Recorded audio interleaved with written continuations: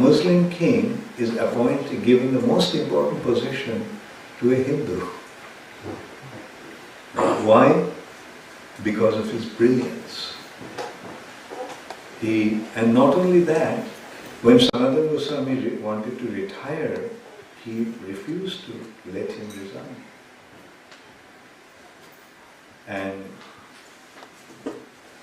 And he actually mentioned to him, he told Sanatana Goswami that, look, your brother is a plunderer.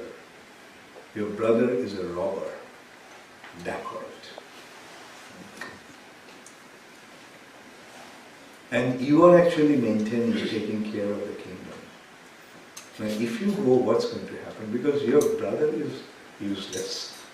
His brother means he's talking about himself. He's a plunderer. He just goes and fights with other kings and tries to take over the kingdom. And he admitted that Sanatana Goswami was actually maintaining the kingdom. And if he left, so this is how deep relationship he had with him. And he was not an easy person. Hussain Shah was such a tyrant.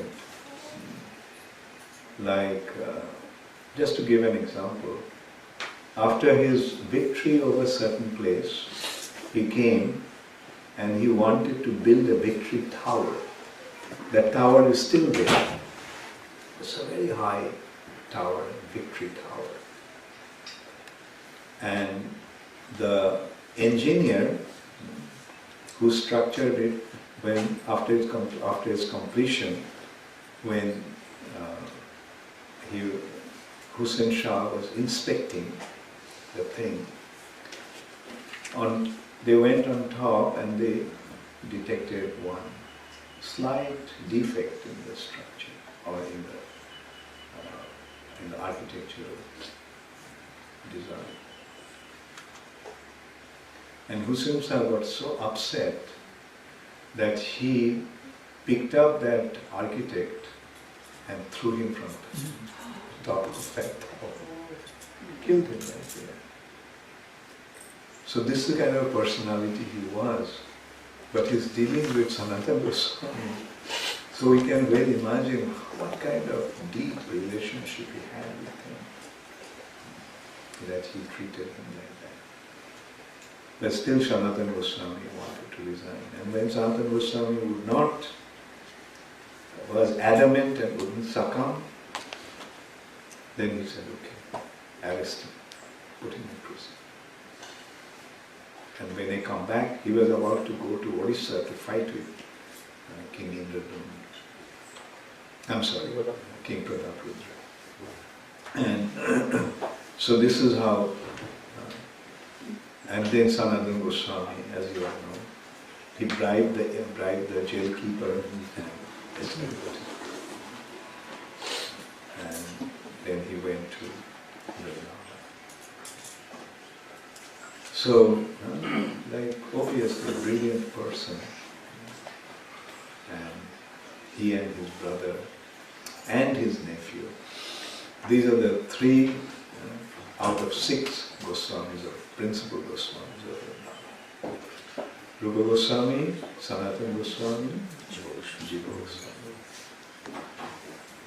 So Chaitanya Mahaprabhu actually instructed Sanatana Goswami to write this book on Vaishnava behavior, Vaishnava etiquette.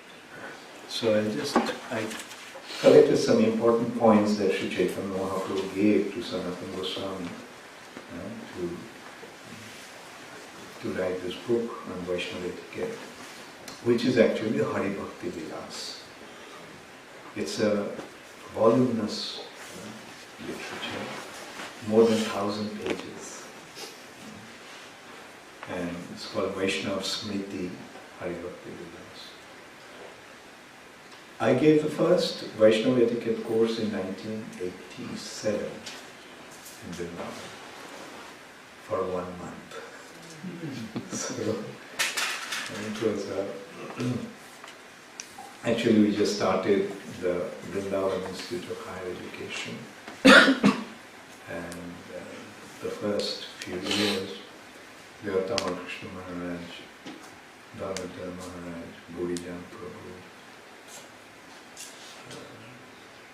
myself, few of us were giving different courses. Sri Chaitanya Mahaprabhu instructed Sanatana Goswami to write Vaisnava Smriti Haribhakti Vilas. In Chaitanya Mahaprabhu, his instructions have been recorded in Chaitanya Charitamrita Madhya. Folding his hands, Sanatana Goswami said, "My Lord, you ordered me to write a directory about the activities of Vaishnavas. I am a most low-born person. I have no knowledge of good behavior. How is it possible for me to write authorized directions about Vaishnava activities?" And you can see what a humble disposition, how humble. So he is considering to go on. Chaitanya Mahaprabhu instructed him, he considered himself to be unqualified to write that. This is also, it's important to note that when Chaitanya Mahaprabhu, when Sanatana Goswami first met Sri Chaitanya Mahaprabhu in Varanasi, Benares, Chaitanya Mahaprabhu, at that time, you see, Sanatana Goswami escaped from the prison. Therefore, he couldn't travel properly. He had to take the forest path to travel. And so, by the time he came there, his condition was quite disheveled. Must have had long beard, and his dress was also not very refined. So, at that time, Chaitanya Mahaprabhu was staying in the house of Tapan Mishra. So, he asked Tapan Mishra to go and see if there is a Vaishnava outside. So, Tapan Mishra went and told Chaitanya Mahaprabhu, "I couldn't find any Vaishnava outside." He said, "Was there anybody there?" He said, "Yes, there was a Muslim mendicant, Muslim fakir." So Mahaprabhu said, "Okay, bring him here." And when Sanatana Goswami was brought in, Chaitanya Mahaprabhu immediately embraced him. And Sanatana Goswami felt very embarrassed, like his condition was so unkempt, apparently dirty. He said, "Please don't touch me, please don't touch me." And Chaitanya Mahaprabhu said that, "I am touching you just to purify myself. With your spiritual potency, you can purify the entire universe.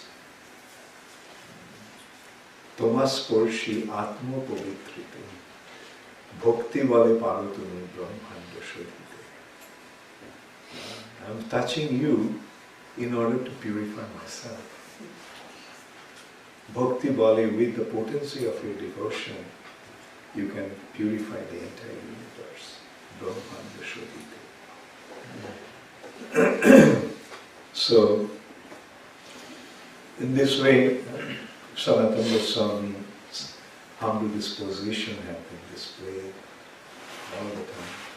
Here also we are saying, here also we are seeing when he was instructed by Chaitanya Mahaprabhu, his response was, "My Lord, you ordered me to write a directory about the activities of Vaishnavas. I am a most low-born person. I have no knowledge of good behavior. How is it possible for me to write authorized directions about Vaishnava activities?" Thank you.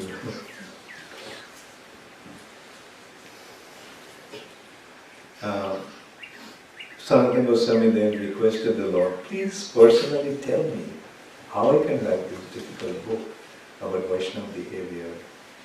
Please manifest yourself in my heart. If you please manifest yourself within my heart and personally direct me in writing this book, then although I am low-born, I may hope to be able to write it. You can do this because you are the Supreme Personality of Godhead yourself, and whatever you direct is perfect. Sri Chaitanya Mahaprabhu replied, whatever you want to do, you will be able to do correctly by Lord Krishna's favor. He will manifest the real purport. Because you asked me for a synopsis, please hear these few indications. In the beginning, so this is how Sri Chaitanya Mahaprabhu actually gave the structure of Hari Bhakti Vilas, which is the foundation of Vaishnava etiquette. In the beginning, one must take shelter of a bona fide spiritual master. In your book, there should be the characteristics of a bona fide guru and the bona fide disciple. Then, before accepting a spiritual master, one can be assured of the spiritual master's position. Similarly, the spiritual master can also be assured of the disciple's position. The Supreme Personality of Godhead, Krishna, should be described as the worshipable object, and you should consider the Bija Mantra of the worship of Krishna. So, the first thing Chaitanya Mahaprabhu instructed, what is the first consideration to become a Vaishnava? One must accept a bona fide spiritual master. Because then only one gets to understand the purpose of performing these activities.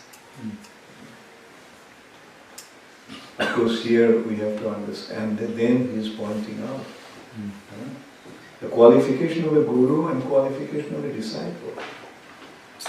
Not that anybody could be accepted as guru, no. The guru must be qualified. And the disciple also has to have the prerequisites. So then I just actually collected some important points and I'll just read them. Then now he describes about mantra and other things, and then he's saying, after this, he should describe how one should become his body, how one should decorate his body with gopi chandan, wear neck beads, collect tulasi leaves from the tulasi tree, cleanse his cloth and the altar, cleanse one's own house or apartment, and go to the temple and ring the bell just to draw the attention of Krishna. So, to be a Vaishnava means we have to dress accordingly. We have to decorate ourselves accordingly. And those decorations are tilak, kantimala, and in that Prabhupada also pointed out shaved head, sikha, and how the sikha should be. Shikha shouldn't be just whimsically either half the head long shikha or like quarter inch practically invisible sikha. No, Prabhupada said it should be 1.5 inch in diameter. And it should be long and it should be tied up. The sikha must be tied. And of course nowadays, for various reasons, we are not really so strict about following that, because many of our devotees are in household situation and they have to deal with the outside world. But those who are serious devotees living in temple, full-time devotees, they should follow the standard. And it has become quite easy for us actually. Because nowadays everybody, it has become a fashion to shave hair. During those days, I mean, it was a shocking sight to see somebody with shaved head and Sikha. And nowadays shaved hair become quite a common thing. It has become a fashion, like important people, they're dressed up in three-piece suit and shaved head. And the Sikha is important also, not just shaved head. Sikha is very important. Like, no Sikha means a Mayavadi. If you're a spiritualist, no Sikha, that means Mayavadi. Vaisnava means Sikha. So, then he is asking Sanatana Goswami that in that book you must describe the standard of deity worship, wherein one should offer food to Krishna at least 5 times daily. The pujaris, I'm seeing that they are taking notes very carefully. Krishna should be offered at least 5 times daily.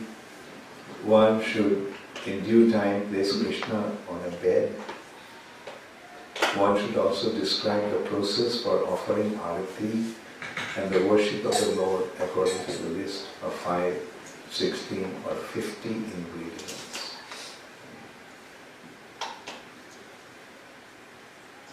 And then, I'm skipping some and coming to an important point.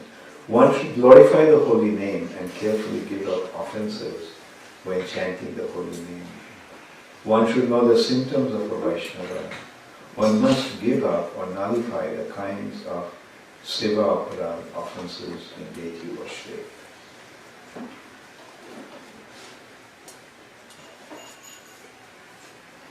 Then, this is actually from Srila Prabhupada. Jai Shri Shri Radha Radha Srila Prabhupada. Prabhupada was very emphatic about that in his purport. A Vaishnava is not supposed to take anything that has not been offered to Krishna.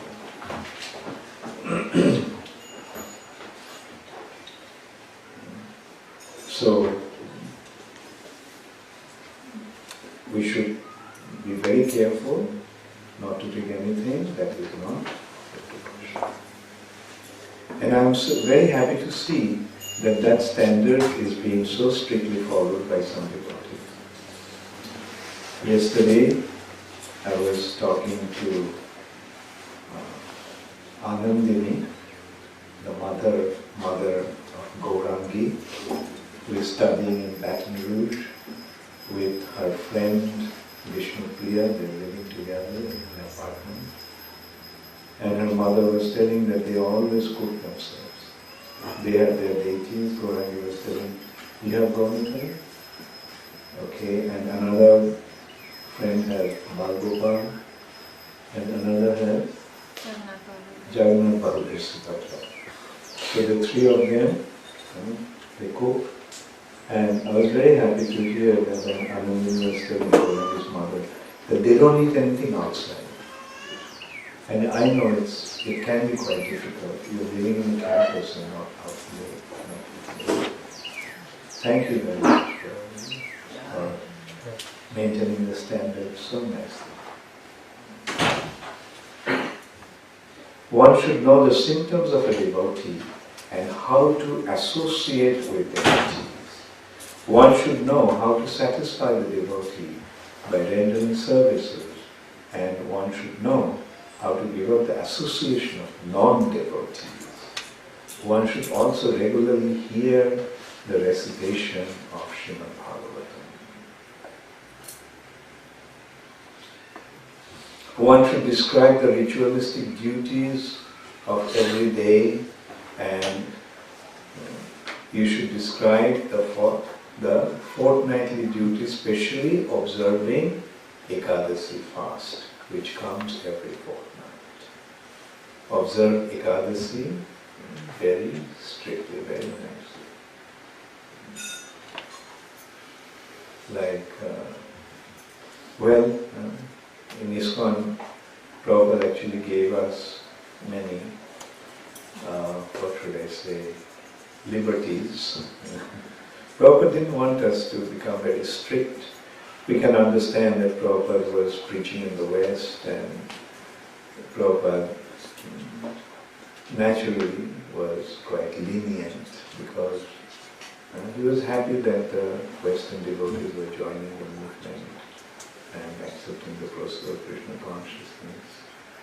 And so although Haribhakti Vilas gives a very strict standard of observing Ekadasi, but Prabhupada was not really that particular. But at least Prabhupada said that on Ekadasi one should not take grains and beans.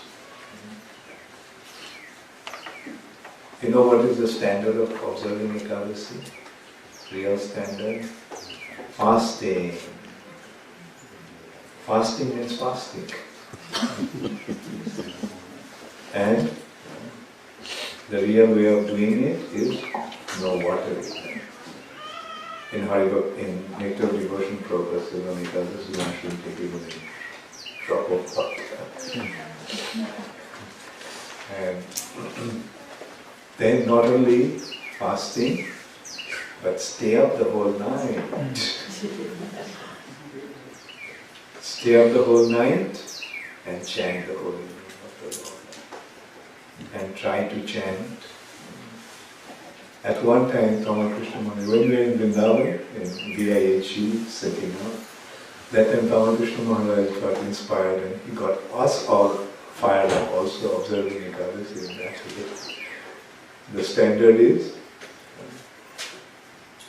fasting from water, Nirjala Ekadasi, chanting 64 rounds, staying up all night, doing kirtan. And many of us were really fired up.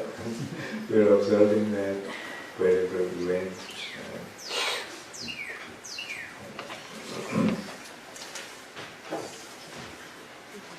Then he's saying that they're asking Sanatana Goswami, you should give general and specific descriptions of the behavior and activities of a Vaishnava. You should outline things that are to be done and things that are not to be done. All these should be described as regulation and etiquette.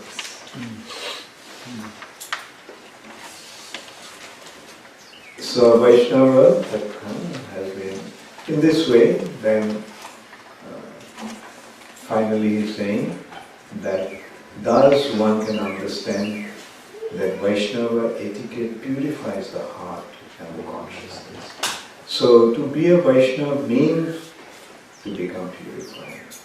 To be a Vaishnava means not only to worship the Supreme Personality of Godhead, but to become free from material identification and become completely situated in one's spiritual identity. A Vaishnava means a pure spirit soul. Then, few points that I actually marked in order to give that course, as I mentioned. A few things that I collected from this Haribhakti Vilas and Prabhupada's teachings. Point 1, offer respect and obeisances to the Guru, to the Lord and his devotees, and to other superiors. So towards the superiors, one must be respectful.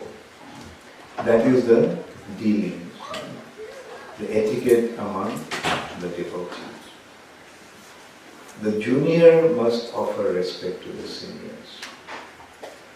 And seniors must shower their affection to the juniors.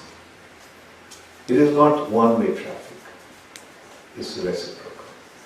We can't say only the juniors will respect and we don't have any responsibility towards the juniors. No. The seniors' affection should flow to the juniors. Respect should rise from the junior to the senior, and affection should be showered upon the juniors. And among the equals, there should be friendship. So this is the basic structure of etiquette among the Vaishnavas.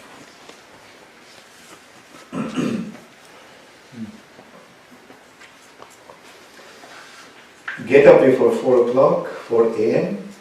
and attend Mangalarati.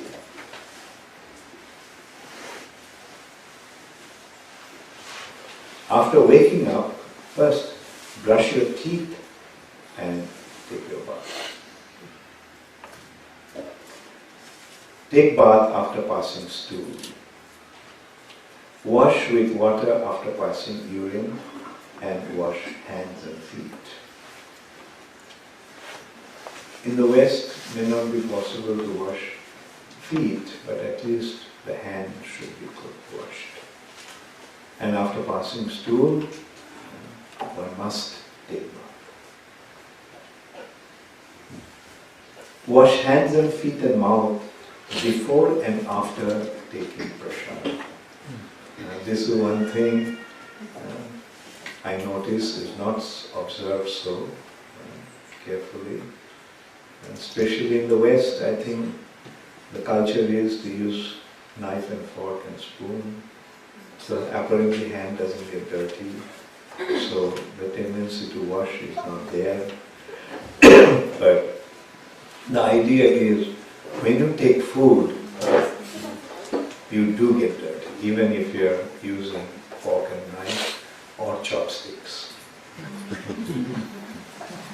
The Vedic idea is to wash hands. That's the best way to take care of food. Because the hand can serve all the purpose.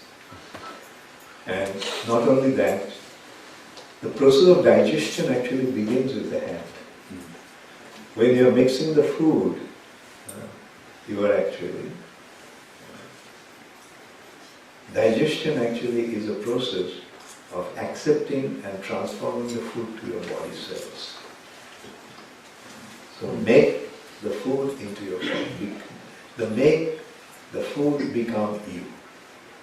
And that becoming you begins by touching the food, mixing the food, and putting the food on your mouth, in your mouth with your hand.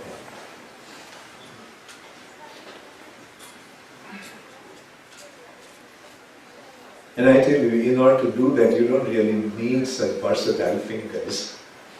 It's quite easy to do that.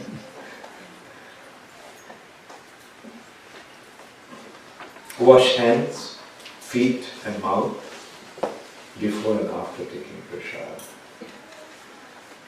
Wash hands after drinking water.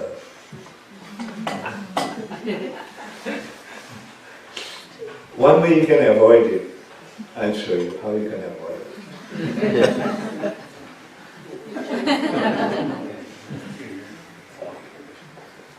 If you drink this way, then you don't have to wash your hands.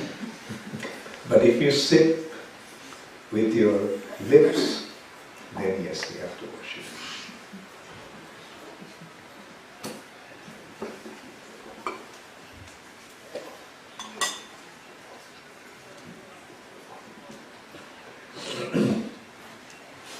Use the right hand for eating and drinking. Even if you're a lefty, use your right hand for eating. Always wear clean clothes. Never steal anything. And what's the definition of stealing? The definition of stealing is? Who knows the definition of stealing? Taking something that doesn't belong to you. Very good. very good. Actually, in our childhood, we learned the definition of stealing as taking anything without informing the proprietor is stealing. So that's what you said, that taking something that doesn't belong to you is stealing. Without your part, without the owner's permission. But if you take it without the owner's permission, then it's fine. Never use unpleasant words. Even if you have to chastise somebody, do it with a smile. Sometimes people ask me, Maharaj, I can't control my anger. So how can I control it? So I tell them that when you get angry, whatever you are saying, say it with a smile in your face.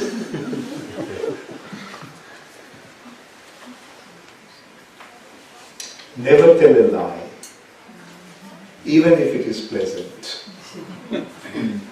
Sometimes we think that telling a pleasant lie is okay.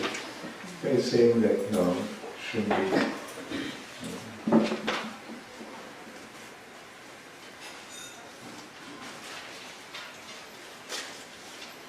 Now, this is, again I'm going back to Haribhakti Vilas, Chaitanya Mahaprabhu's instruction.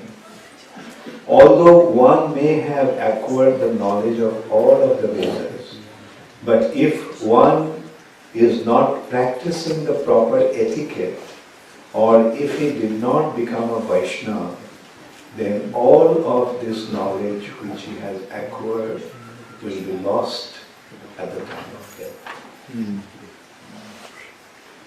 So, the best way to secure our possessions is by becoming a Vaishnava. Proper etiquette increases fame, opulence, longevity, and destroys all inauspiciousness.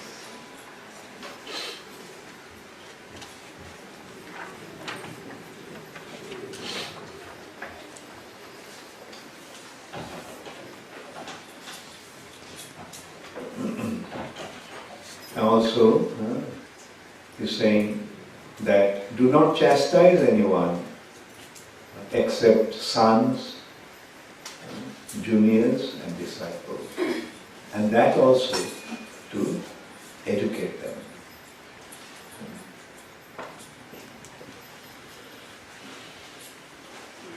There are some points, these are the important ones. Like, do not hit anyone on the head or pull anyone by the hair.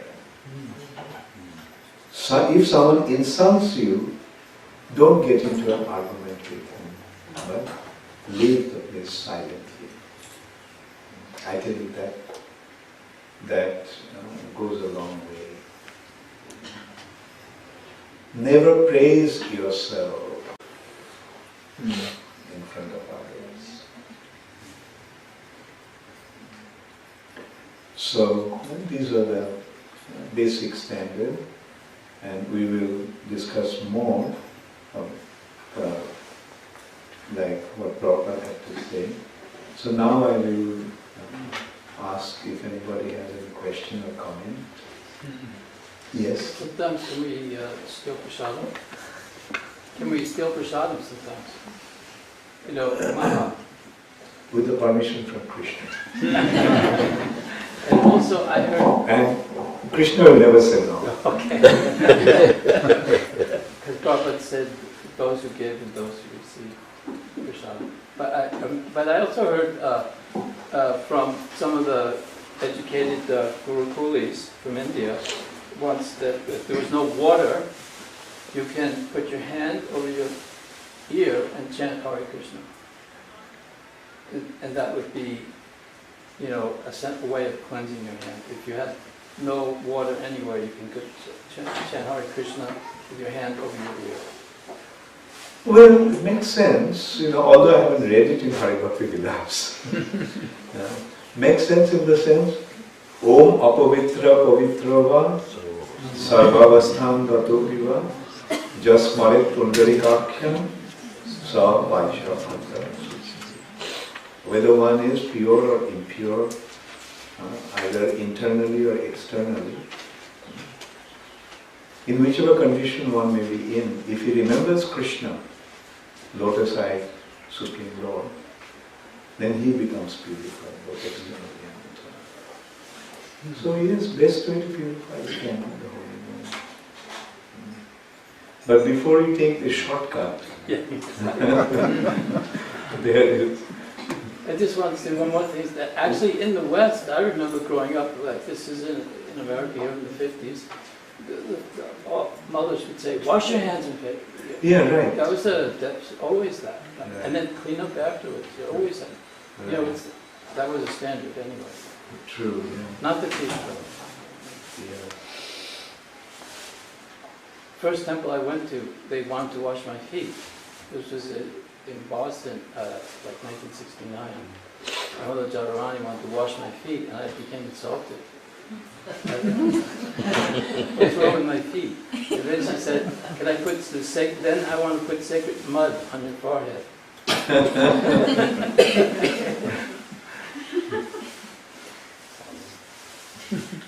Yeah, that's true.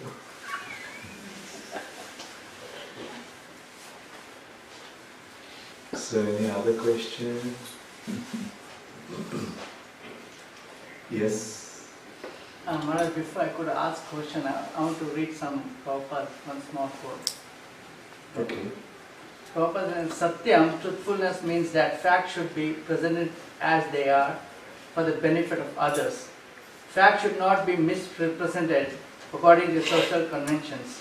It is said that one can speak the truth only when it is palatable to others, but that is not truthfulness. The truth should be spoken in a straightforward way so that others will understand actually what the facts are. Although sometimes the truth is unpalatable, one should not refrain from speaking it. That is the definition of truth. Bhagavad Gita 10:4 Prabhupada. Very good. So my question is, Maharaj, how we can what? practice this? Because sometimes people say it is criticism or blaspheming or... Well, use your intelligence.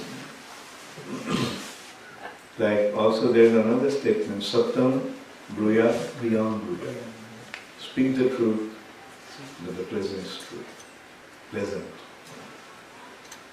Like for example, you just don't go to a blind man and say, oh, you're blind. Right? It's true, but why hurt him? Unnecessary. Yes. If something's not a public issue, then maybe we shouldn't make things public. Prabhupada often didn't like have a devotee being criticized on a public level. Right, yeah. Yeah, that also reminds me, like, you see one leader of a movement, sannyasi, had some spiritual problem, and it was broadcasted. Prabhupada was very upset. He said, now you embarrassed him so much that you are driving him out of the movement. So, that's why I was saying, like, let's use our intelligence. Intelligence, compassion, these are the two very important factors about presenting what needs to be. Yes? Maharaj, you have a very wonderful presentation. If somebody has going outside, sometimes we are in the flight, sometimes going outside. So if he has nature calling to go for a stroll, then when he come back, then he has to take bath, shower, and also clean the cloth. Yeah. Both.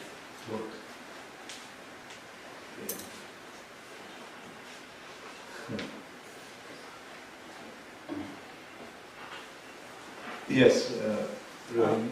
Maharaj, I heard that the Vaishnava etiquette, actually the principle of Vaishnava etiquette is to avoid the Vaishnava pride. That's one aspect of it. I'll come to that. Okay. So as I said, like in 1 or 2 hours, you can't give the whole package. Whole. So I'm just selecting something, and we'll have another session in the afternoon. Sometimes, Maharaj, when we visit India on the flight, we order that Jain food and we eat it by saying just 3 times Sri Vishnu, Sri Vishnu, Sri Vishnu. Does that work? Yeah. Well, as I mentioned, like you see, Prabhupada was quite lenient. Prabhupada was not very strict. And Prabhupada was happy that devotees are practicing Krishna consciousness. And you see, just consider when Prabhupada came to America, the young American boys and girls were attracted and accepted the process of Krishna consciousness. If Prabhupada was very rigid, then they would have, many of them would have become discouraged. So Prabhupada was very lenient. Like even if somebody had some, spiritual difficulty, Prabhupada encouraged him to carry on. That is how lenient Prabhupada was. And another thing is that just by being strict with our food, we cannot achieve spiritual perfection. The spiritual perfection will be achieved by developing a love for Krishna. And that is what Srila Prabhupada did. He taught us, he inspired us and he guided us to develop love for Krishna. So yes, sometimes I heard actually, I don't know whether it was a joke, like some Sankirtan devotees, they used to travel and, and distribute books. So sometimes they would go to a, grocery and offer the whole store.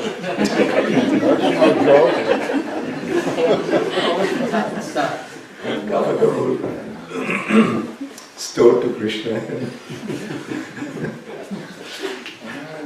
then get whatever they needed.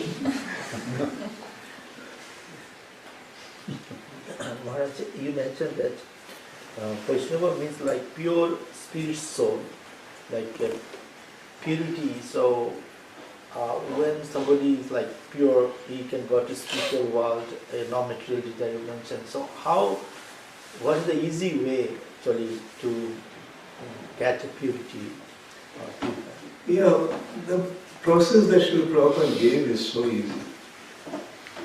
Just chant the holy name of the Lord, following the 4 regulated principles,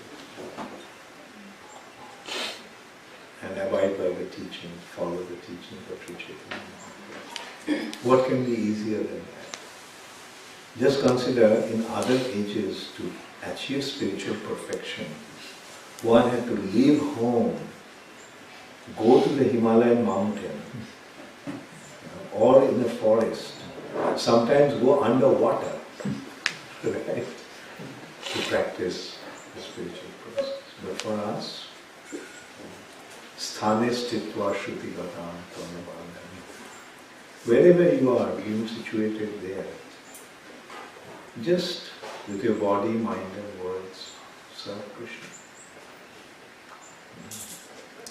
And the thing is that we may not be pure right away, but the process will purify us if we follow the process.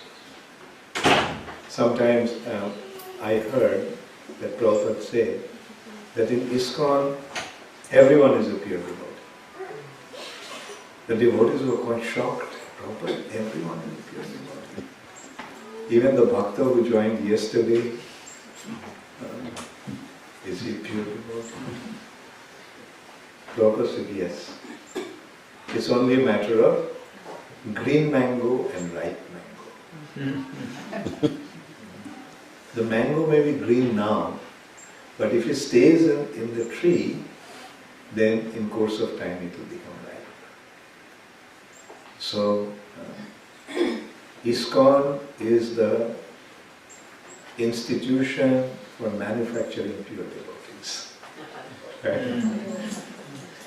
ISKCON, so just stay and practice. And the ultimate result will be manifest at the time of death. So our prayer should be that let us not only practice the process of Krishna consciousness all throughout our life, but let me die in ISKCON. Let me die in ISKCON. Because if I can die in ISKCON, the good devotees will create the good fortune for me. They will make all the arrangements that I can remember Krishna. The devotees will chant the holy name, and in this way, they will create the good fortune for me. Thank you, Maharaj. Maharaj, you was mentioning about the Goloka Vrindavan at the abode of the Krishna. It is the two chambers at the two sides. One is Navadvip and one is Vrindavan. So my question is that where will be then Mathura or Dwarka? Is in that somewhere else? Or? The whole, that region is Mathura. Okay. And Dwarka is on the outskirts. Oh, the outskirts, the perimeter. Between Vaikuntha and Vrindavan. Oh, okay. But Dwarka also is not exactly Braj, but this Dwarka, Mathura, Vrindavan is Krishna's abode.